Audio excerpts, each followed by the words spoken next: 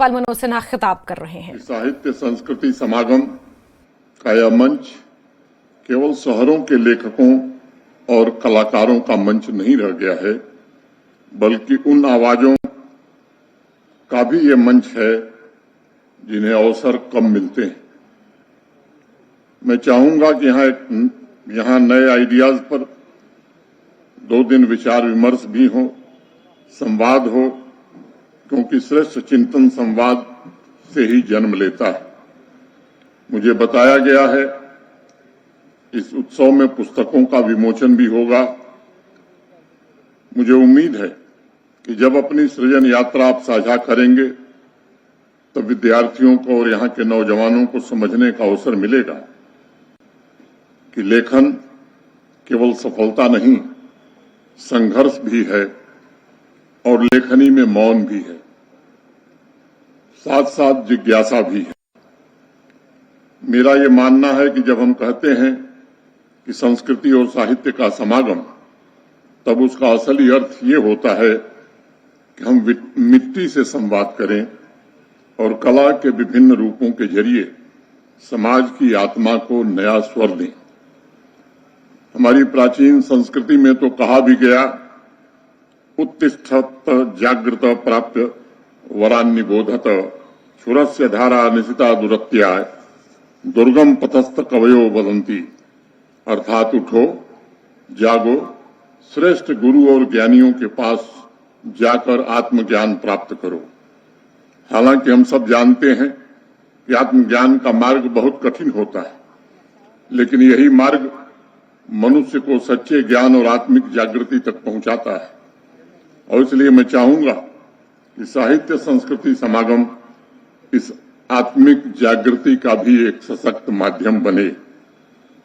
मित्रों, साथ ही साहित्य संस्कृति समागम हमें विशेष रूप से अवसर दे रहा है कि हम स्थानीय कथाओं, बोलियों और कला परंपराओं पर ध्यान केंद्रित करें, क्योंकि ये सच है कि हर एक इंसान की पहचान की जड़ें वहीं से तो पोषित होती हैं।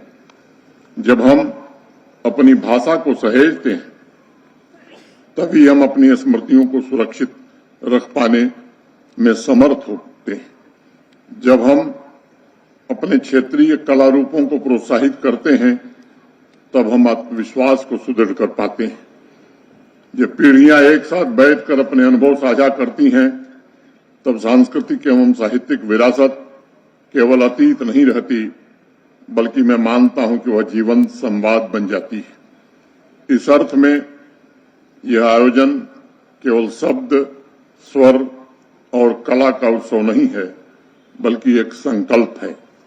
आज इस अवसर पर मैं महाराजा श्री रणवीर सिंह जी, बाबा जित्तो, रामनाथ शास्त्री, दाता रणपत, जनरल जोरावर सिंह, दित्तू जी, पंडित हरदत्त शास्त्री, बिशन इस्माइल पुरी, परमानंद अलमस्त और पद्मा सचदेव को भी नमन करना चाहता हूं। इन महान विभूतियों ने यहाँ के समाज को जागृत किया, साहित्य और संस्कृति को सहेजा, और इनमें अनेक लेखकों ने अपनी रचनाओं से पूरे समाज को स्मरण कराया कि हमारी सांस्कृतिक जड़ें ही हमारी असली शक्ति हैं। पंडित हरदत्त शास्त्री जी की एक कविता है, सजनों अपना आप जगाओ, आप जागो देसागी गाओ, देसागी जगाओ। सज्जनों जागो और स्वयं जागकर देश को भी जगाओ। और सबसे बड़ी बात यह है कि पंडित जी डोगरी और हिंदी के मधुर संबंध को भी अत्यंत मधुरता से बयान करते थे, और उन्होंने लिखा भी, इसे नई मिठी बोली लबदी नईयो मिगी कुत्ते, जो किस मुआ दा बोलो उवे लिखी दिंदिए, हिंदुए बिसार सोड़ी गल्ला दी मरोड़ी सब, बोलिए गोलिए बिच रणराजी हिंदिए। पंडित जी कह रहे हैं कि इस जैसी मीठी बोली तो मुझे कहीं नहीं मिलती। यह जो कुछ मुख से बोलो वही लिख देती है। परंतु भारतवासियों ने किन्हीं कारणों से इस मूल मंत्र को ही भुला दिया।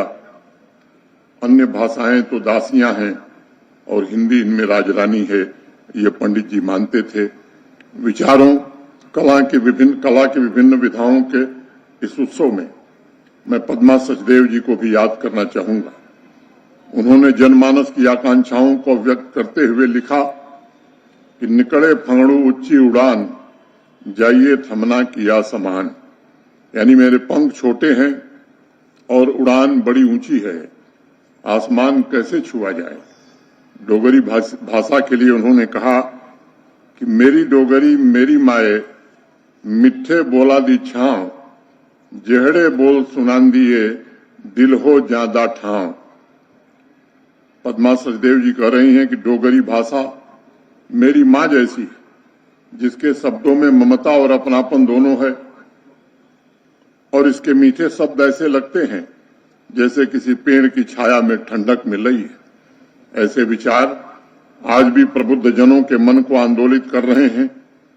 आधुनिक रचनाकारों ने भी इसी तरह भाषा को सहेजने, उनके सम्मान और संरक्षण के संकल्पों